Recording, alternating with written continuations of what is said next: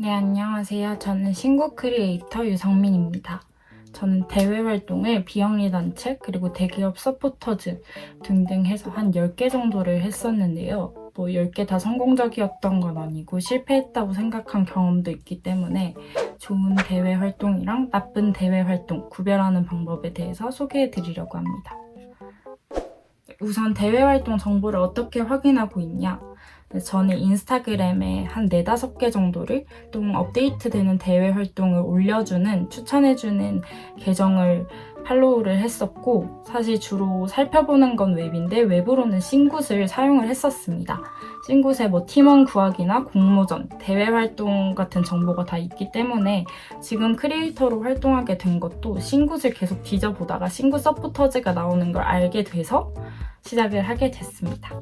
공모전 관련 정보도 확인할 수 있지만 여기 대외활동 탭에 직무, 분야에 대해서도 계속 선정을 해서 추려주기 때문에 일주일에 한 번씩은 어떤 대외활동이 업데이트 되는가를 훑어보고 있습니다. 대외 활동을 뽑는 데 있어서 제일 중요한 건 내가 희망하는 직무랑 어떻게 연결이 되어 있느냐잖아요.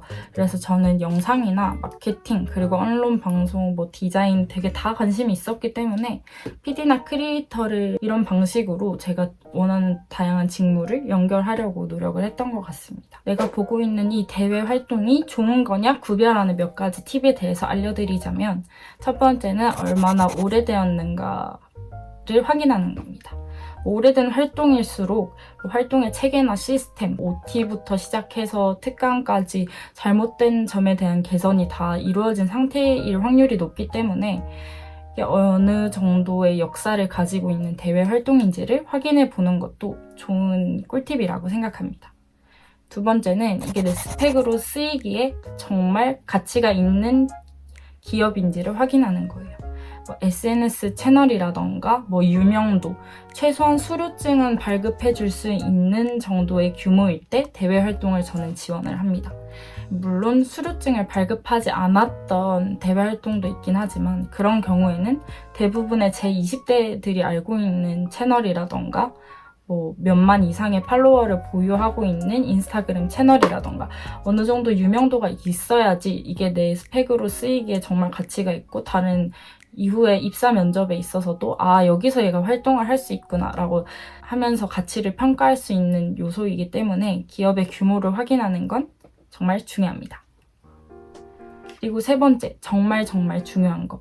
열정페이로 대외 활동을 하지 않으려면 혜택이 있는지 확인하는 게 엄청 중요합니다. 저는 마케팅 분야나 광고 대행사 활동하고 계신 분의 특강도 들었었고 이전 기수한테 멘토링을 받기도 했었는데요. 실제로 엄청 도움이 됐고 그리고 저는 알바를 안 하기 때문에 원고료나 활동비를 지급받는 걸로 생활비를 조금 대체했어요. 대기업에서는 한 달에 한 10에서 15만 원 정도를 활동비 정도로 주고 팀으로서는 20만 원 정도를 줬고 우수나 최우수로 선정됐을 때는 인센티브 느낌으로 40만 원 정도를 입금받아서 아주 풍족하게 쫌쫌따리 모아서 사용을 했던 기억이 있습니다. 그리고 대외 활동에서 당연하지만 개수보다는 그 활동 자체가 되게 중요하기 때문에 그게 포폴에서 잘 살려지는가 중점적으로 보시면 좋겠습니다.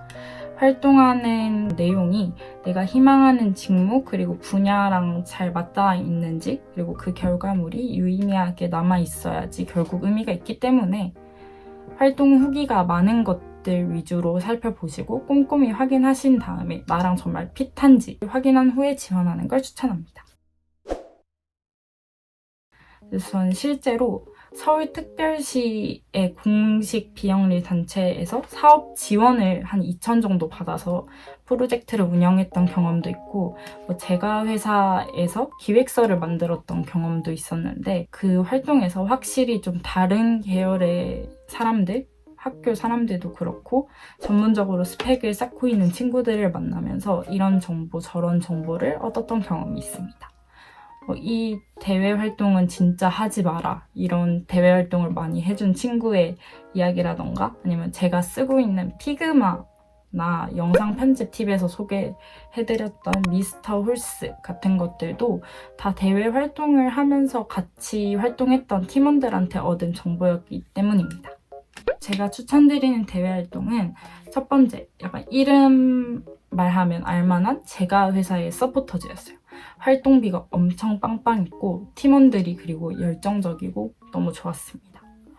활동 내용이 그리고 대부분 나의 SNS를 키울 수 있는 미션으로 설계되어 있었고 그 동시에 그 기업에 대한 홍보도 제가 할 수 있어서 둘 다 윈윈하는 느낌으로 성장을 했던 것 같습니다. 그리고 두 번째는 아까 말씀드렸던 서울특별시의 비영리 단체 활동했던 경험입니다. 제가 물론 부대표까지 활동을 하면서 조금 더 책임감이 생기고 재밌었던 것도 맞지만 그 활동 자체가 대학생들이 꾸려서 만든 거임에도 불구하고 체계가 되게 잘 짜여 있었어요. 대의원도 있고 정관도 있고 인권 메이트부터 6개의 팀 그리고 3개의 부서로 해서 회계, PM 다 있었기 때문에 매뉴얼이 되게 잘 짜여져 있는 단체였기 때문에 조금 더 재미있게 활동을 했던 것 같습니다. 대외 활동을 지원하는 꿀팁에 대해서 마지막으로 설명을 드리자면 대외 활동 SNS 채널을 조금 전문적으로 키워보는 겁니다. 저는 그래서 대외 활동용 SNS를 만들어서 학교 생활에 진짜 학점 받은 거라든지 실패했던 경험이라든지 그런 기록들을 내가 어떤 인생을 살고 있는지를 업로드해서 나라는 사람의 브랜드 가치를 높이는 거예요. 대외 활동을 지원하면서 한 3, 4천 정도 되는 팔로워가 있다면 마이너스 될 부분은 없기 때문에 그 점도 고려해보시면 좋을 것 같습니다. 그럼 오늘은 이렇게 대외 활동 지원하는 꿀팁이나 이렇게 대외 활동을 지원하는 방법이나 좋고 나쁜 대외 활동을 선별해내는 꿀팁에 대해서 알려드렸는데요.